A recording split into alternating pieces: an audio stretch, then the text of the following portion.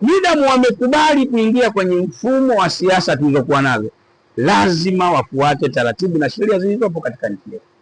Hili Chadema naomba niwaambie, kwa sababu viongozi wa Chadema na wale wa ACT wale wazalendo, mimi nawafahamu, wamenikuta kwenye siasa. Mimi wote wale Tundu Lissu, John Heche, John Mnyika, wote wale wamenikuta kwenye siasa hizi za vyama vya siasa. Kwa hiyo pengine ugeni wao au kutoelewa namna ya kuendesha siasa ndio kunasababisha ile matatizo. Hawana hata diwani, hawana hata mbunge. Leo wanaongea tu sasa eti chama cha upinzani kikubwa, huna mbunge, huna diwani. Wewe sasa ukubwa wako ni wa kuzungumza, ni wa kutoa matamko, lakini ili ujue kwamba hawako sawa. Sasa hivi Chadema kila mtu anatoa tamko. Kuna mdogo wake Heche yuko Mara naye anatoa matamko. Kuna mwingine sijui yuko Msoma na wapi huko Mbeya, Mwanza anatoa matamko. Kuna Heche huko Dar es Salaam anatoa matamko. Kuna naibu katibu mkuu anatoa. Hawana sasa utaratibu maalum wa chama cha siasa kwamba tamko la chama anatoa nani.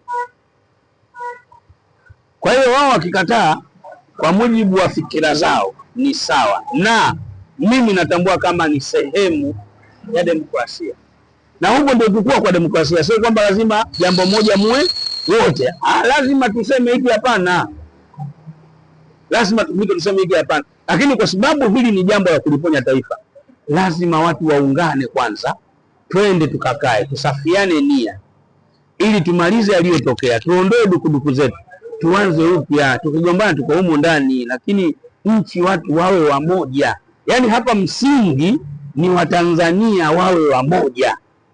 Huu ndio msingi. Habari ya kwamba wamekufa wangapi, mbona Januari 27 wamekufa watu kule Zanzibar kwa ajili ya siasa? Chama cha CUF kilipoteza wanachama wao. Kwenye taarifa ya tume imesema watu 70 wameuawa kule. Watu 2000 wamehama nchi.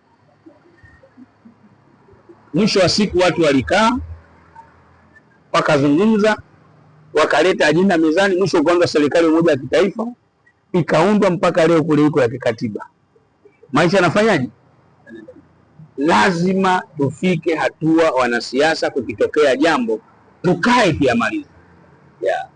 Ripoti ya tume imetoka. Doyo Hassan Doyo ndikuwa rais wa Jamhuri ya Muungano wa Tanzania. Nini ndikufanya? Bahati nzuri ile tume ina mapendekezo ambayo imetoa kwa rais, na rais amejibu pale pale kabla hatujaondoka. Anasema cha kwanza ataunda kamati ya maridhiano kwa haraka sana kwa ajili ya kuelekea kwenye masuala ya mabadiliko ya katiba.